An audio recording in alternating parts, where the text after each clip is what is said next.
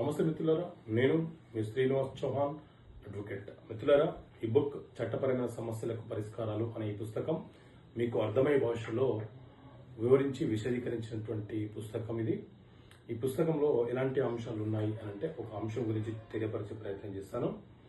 ఒక వ్యక్తి యొక్క నిర్లక్ష్యం కారణంగా మరొక వ్యక్తి గాయపడినా మరణించినా ఎవరైతే నిర్లక్ష్యం వహించారో ఆ వ్యక్తికి శిక్ష ఉంటుందా అని అంటే మిత్రులారా, మన దేశంలో జూలై 1, 2024 నుంచి బిఎన్ఎస్ అలాగే బిఎన్ఎస్ఎస్ అనే 2 చట్టాలు అమలుకి వచ్చాయి.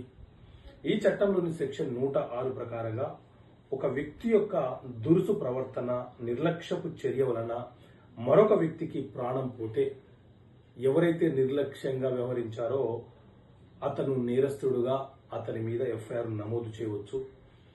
అతను చేసినటువంటి చర్యని నేరంగా పరిగణించవచ్చు. 10 సంవత్సరాల వరకు జైలు శిక్ష, జరిమానా విధించే అవకాశం ఉంటుంది.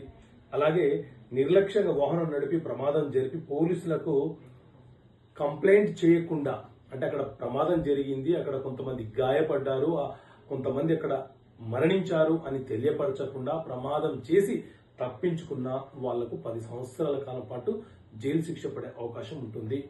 ఇది బిఎన్ఎస్ చట్టంలో చాలా స్పష్టంగా పేర్కొనడం జరిగింది. సో ఇలాంటి అంశాలను ఈ పుస్తకంలో మీకు అర్థమయ్యే భాషలో వివరించడం జరిగింది.